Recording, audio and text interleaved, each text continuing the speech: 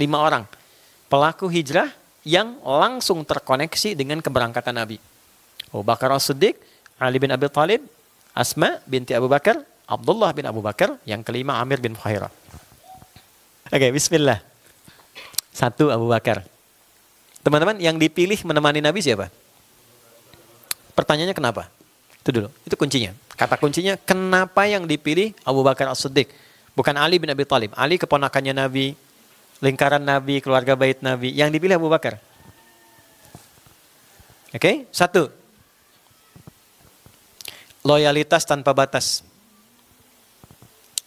Nih, Abu Bakar itu sahabat yang paling loyal. Bila dibandingkan dengan Ali bin Abi Thalib, mungkin masih pintar Ali. Walaupun Ali masih muda. Dengan Umar, mungkin masih pintar Umar. Tapi Umar duluan yang dipilih menemani Abu Bakar. Teman-teman, saya coba dalami sedikit. Kesimpulan pertamanya, beliau itu adalah orang yang paling cinta dan loyal pada Nabi tanpa batas. Saya gambarkan ya. Saat Nabi butuh harta, dukungan materi di dalam perjuangan, beliau bahkan sampai titik terhabisnya, titik terakhirnya. Yang Nabi perlukan apa? Saya berikan. Jalan hijrah nih teman-teman. Itu ke depan, ke belakang, ke kanan, ke kiri. Nabi paham, tapi Nabi konfirmasi supaya terdengar di lisannya langsung, supaya viral ke kita. Untuk kasih contoh. Kenapa engkau ke depan, ke belakang, bolak-balik? Kita gelisah. Kata beliau, saya ingin memastikan kalau saya ke depan, Nabi aman di depan. Jalannya itu lancar. Kalau ada pun jebakan atau sesuatu yang membahayakan, saya yang kena duluan. Kalau masih ada musuh yang mengejar, karena kan beliau dikejar, biar saya yang jadi korban duluan. Melindungi Nabi.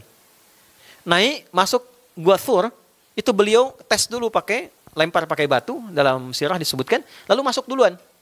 Dan masih mengulurkan tangannya ke satu lubang untuk mengetes. Statementnya sangat indah. Saya ingin memastikan tempat ini aman bagi engkau ya Rasulullah. Kalaupun ada binatang buas, aku yang terkena duluan. Ketika pemuda-pemuda 100 orang itu menguasai wilayah itu sampai naik ke atas, beliau yang menangis duluan. Bukan karena dirinya, karena khawatir Nabi ditemukan. Sampai Nabi mengeluarkan kalimat di surat At-Taubah, melegenda itu jadi buku, bahkan Dr. Aid Al-Qarni menulis buku La Tahzan, kan?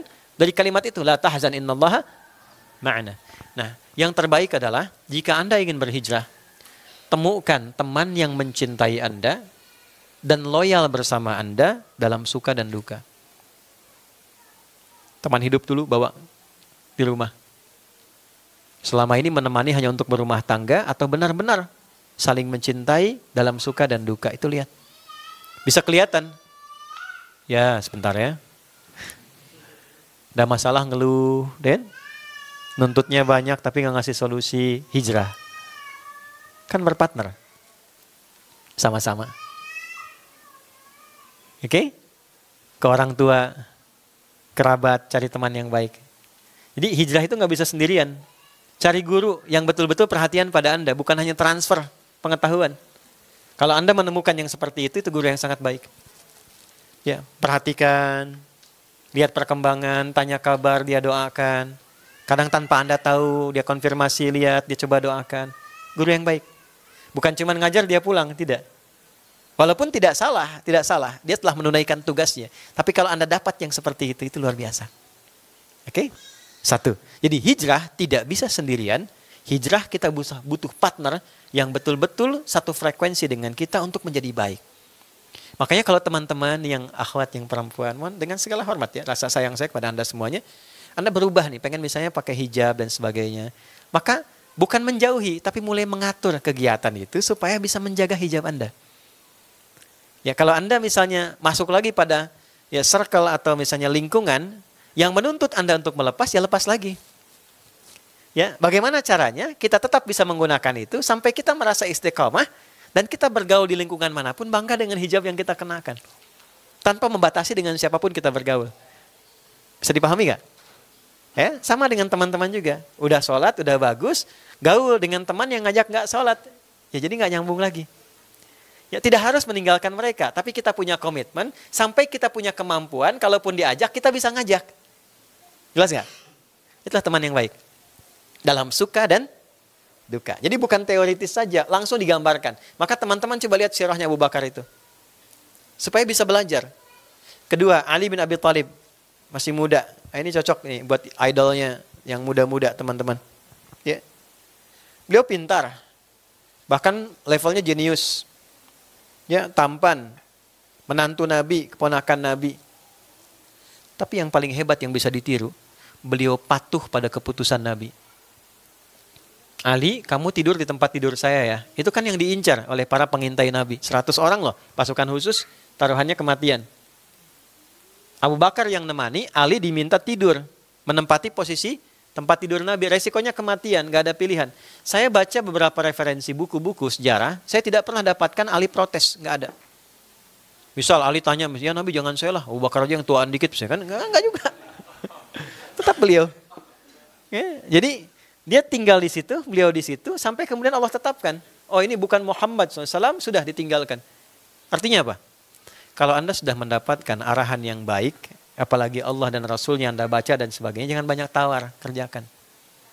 Allah katakan, aqimus sholat kamu ya, sholat aja, gak usah ditawar. Oke?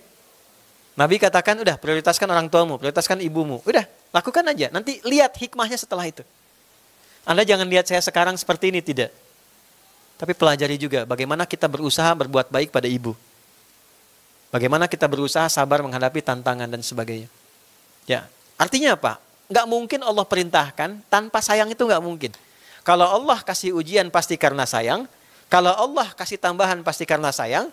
Kalau Allah beri musibah pun pasti karena sayang. Karena hanya Allah yang punya sifat kasih dan sayang. Bismillahirrahmanirrahim. Anda baca 17 kali dalam sehari, tapi Anda nggak gunakan sifat kasih itu dalam kehidupan Anda. Ya, begitu mendapatkan kenikmatan, sayangnya nggak dipakai, sehingga semua blas dilewati. Ketika kena ujian, langsung mengadu, tapi lupa menempatkan kasih Allah dalam ujian itu. Jadi kalau kita pakai Bismillahirrahmanirrahim, bahkan dalam musibah, dilapangkan hatinya, dikenalkan hikmahnya, ini loh maksudnya gitu. Maka dari situ yang ada kebahagiaan. Banyak orang dulu yang paham tentang ini, ketika diuji malah senang. Alhamdulillah ya Allah, Engkau titipkan masalah ini padaku, bukan pada yang lain. Ini tanda Engkau perhatian padaku. Ya. Makanya kalau Allah perintahkan sholat aja. Jangan pernah ditinggalkan. Karena gak enak kalau ditinggalin itu. Anda merasa gak enak kalau ditinggal kan? Ya. Terus kita tinggalkan Allah. Hati-hati yang perempuan belum nikah ya, hati-hati itu. Ya, kalau ada yang melamar ke rumahnya, cek dulu sholatnya bagus gak? Ya, kalau gak sholat pertimbangkan dulu. Allah aja ditinggalkan, apalagi Anda. Jelas ya teman-teman? Oke, Asma itu luar biasa. Teman-teman energik, kreatif, hebat, terus hobinya juga luar biasa. Itu kan naik turun bukit, 6-5 bukit, beliau nyiapkan makanan. Ya, teman-teman senang masak misalnya, bagus, silakan masak yang bagus. Ya, terus berbagi. Yang hebat apa? Asma itu saking kreatifnya, begitu nyiapkan makanan, terus wadah tempatnya itu nggak ada pengikatnya mau jatuh. Beliau langsung sobek bagian bajunya, dijadikan 2, satu buat sabuk, satu lagi buat pengikat tempat makanan. Sehingga disebut Dzatun Nitokain. Maksudnya apa? Jadilah perempuan yang selalu semangat, selalu kreatif, dan selalu merespon setiap keadaan itu dengan presisi. Ya, dengan terukur. Itu Asma. Nanti teman-teman cari sendiri. Sirahnya Asma binti Abu Bakar. Abdullah bin Abu Bakar, itu dari kecil diajarin fisiknya yang kuat, akalnya yang sehat, ibadahnya yang bagus. Sampai ditugaskan langsung, tolong amati. Ini orang Quraisy masih ngejar enggak? Selain ngantarkan makanan, lihat ke bawah. Maksudnya apa? Kalau punya anak-anak, dari kecil dilatih, selain fisiknya yang sehat, olahraga yang bagus, diajarkan juga ya ilmu-ilmu yang baik, sehingga terasah pengetahuannya, sesuai dengan bakatnya. Dulu, orang kalau sudah 9 tahun, tuh, apalagi perempuan, itu matang semua.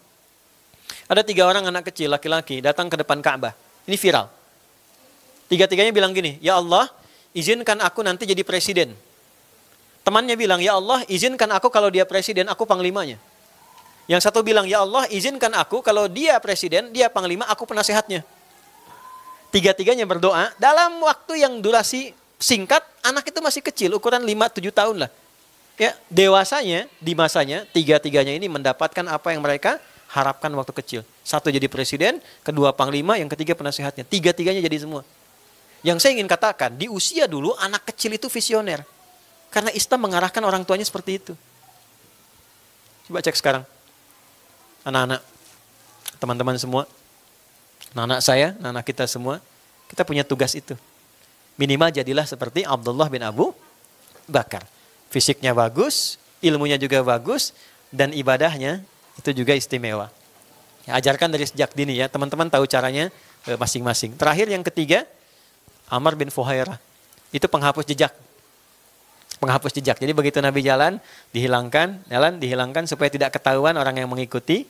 Ya, di antara hikmahnya adalah selalu membuat strategi yang baik dan dibawa ke ilmu hikmah menutup amalan yang kira-kira tidak harus dipublikasikan. Tuh. Jadi kalau ada kegiatan yang kira-kira nggak harus orang tahu ya, tutup aja. Hapus jejaknya. Jangan cuma di lagu menghapus jejak. Tuh ya. Nah, tapi buktikan dalam kehidupan. Yang nggak bagus, hapus. Supaya riaknya hilang. Amal nggak usah disebut-sebut. Alhamdulillah ini ada rumah musyawarah, ini fulan-fulan gini. Jaga hatinya. Kalau nggak bisa jaga hati, ambil yang sir. In tubdus sadaqati fa ni'ma hi wa in tukhfuha wa tu'tuhal fuqara fa huwa khairul lakum. Kalau Anda mau yang sifatnya terbuka, nggak apa-apa kalau bisa jaga hati. Tapi kalau nggak bisa jaga, silent aja. Pilih mode silent. Disamarkan aja. Jelas ya? Nah ini gambaran-gambaran 5 sosok. Jadi untuk berhijrah, 1, niatkan punya teman yang baik. Oke? Yang kedua, berupayalah untuk menaati Allah dan Rasul-Nya. Yang ketiga, selalu berusaha mengembangkan pengetahuan. Sehingga iman itu ditopang oleh ilmu yang kuat. Yang keempat, selalu semangat, kreatif, walaupun orang memandang kita biasa-biasa. Maksudnya apa? Dari Asma tadi yang perempuan. Orang menyebutnya kamu perempuan, kamu terbatas. Tidak. Buktinya Asma juga bisa naik bukit. Buktinya Asma juga semangat. Buktinya Asma juga pintar. Dan yang terakhir, kalau sudah beramal, jaga amal itu dengan baik. Tidak harus kemudian marak dipublikasikan. Jelas di sini? Itulah hijrah. Itulah hijriah. Dan itulah resolusi yang bisa kita siapkan menyambut tahun baru 1447. Saya sudah sampaikan, Anda sudah dapatkan.